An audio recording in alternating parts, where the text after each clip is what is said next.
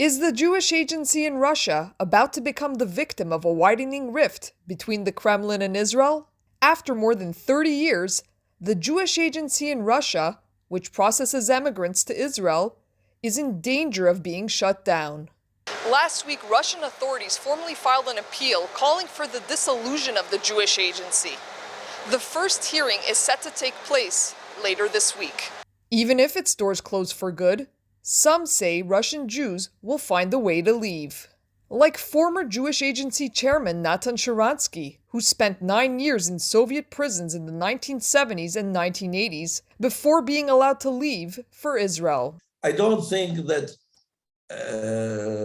Russian Aliyah from Russia will be stopped, but I do recommend to all those who more or less decided already that their future is not in Russia to make this decision as quickly as possible. Israeli Prime Minister Yair Lapid has warned that there will be consequences if Moscow suspends the work of the Jewish Agency. Israel has tried to remain neutral on the Russian invasion of Ukraine, due in part to Israel needing Russian consent to carry out airstrikes against Iranian terror proxies in Syria. It is very unfortunate that the West, at the moment of weakness in the past, permitted to Putin to take control over the skies of Syria.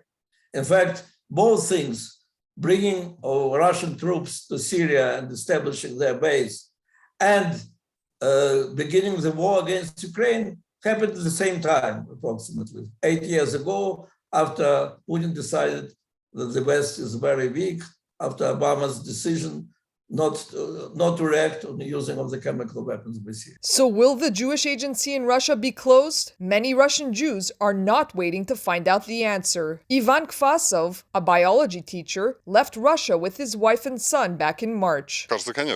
Israel needs to confront Putin, together with the entire civilized world, especially since Putin has shown his true face.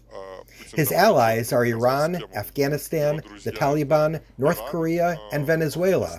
None of these is a friend of Israel. Asya and her husband Costa moved to Israel just last month with their 2 kids and 2 cats. Like Ivan, they did not go through the Jewish Agency. We really haven't ever been to Israel before, so this was not an easy decision.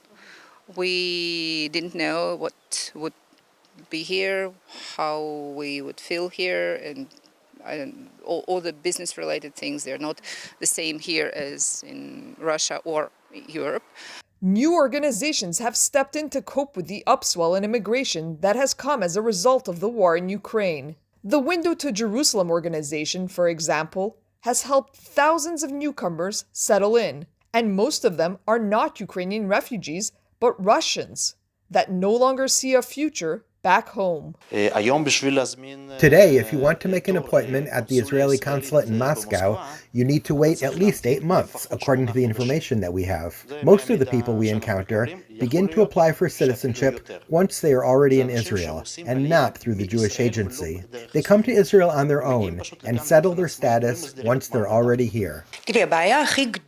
Israel's biggest problem today is that it is not prepared to absorb so many immigrants.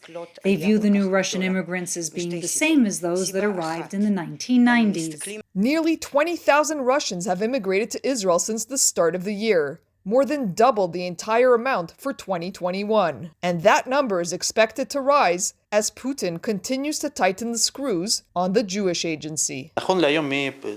Since the start of the war, tens of thousands of Russians have immigrated to Israel. I expect that as the political situation in Russia worsens, the closing of the Jewish Agency is a great example, then the number of immigrants will increase. From Jerusalem, Maya Margit reporting for the Media Line.